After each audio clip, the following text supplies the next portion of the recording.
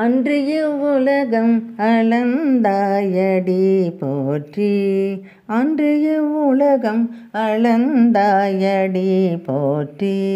சென்றங்கு தென்னிலங்கை செற்றாய் திரள் போற்றி. பொன்ற சகடம் உதைத்தாய் பொன்ற சகடம் உதைத்தாய் புகழ் போற்றி. கன்று குணிலாய் எறிந்தாய் கழல் போற்றி. குன்று கூடையாய் எடுத்தாய் குணம் போற்றி. வென்று பகை கெடுக்கும் நின் கையில் வேல் போற்றி. என்றென்றும் சேவகமே ஏத்தி பறை கொள்வான். என்றென்றும் சேவகமே ஏத்தி பறை கொள்வான்.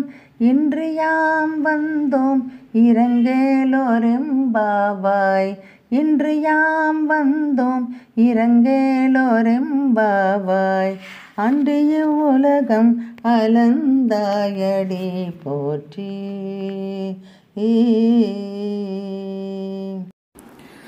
ஆயர்பாடி பெண்கள் வேண்டியவாறு கண்ணன் எழுந்தாயிற்று. அரச சபையில் மன்னன் புகழ் பாடிவிட்டுத்தான் விண்ணப்பம் செய்ய வேண்டும் என்பது மரபு. இப்பொழுது பாசுரத்தை பார்க்கலாம். அன்று உலகம் அளந்தாய் அடி போற்றி. சென்றரங்கு தென்னிலங்கை செற்றாய் திரள் போற்றி. அன்று வாமன அவதாரத்தில் திருவிக்கிரமனாக வளர்ந்து உலகம் அளந்தவனே, ராமவதாரத்தில் தவறிழைத்த ராவணனை இலங்கை போரில் வென்றவனே போற்றி போற்றி. பொன்னச்சகடம் முடைத்தாய் புகழ் போற்றி.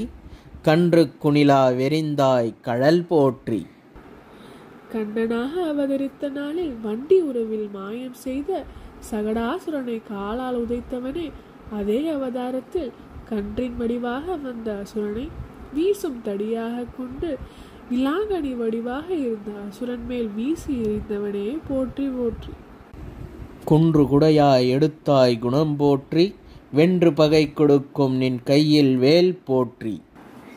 இந்திர கோபத்தின் காரணமாக தொடர்ந்து பெய்த மழையிலிருந்து மக்களை காக்க குன்றையே குடையாக எடுத்தவனே, பகைவர்களை தண்டிப்பதற்காக எப்பொழுதும் உன் கரத்தில் உள்ள வேலும் வாழ்க, நீயும் வாழ்க.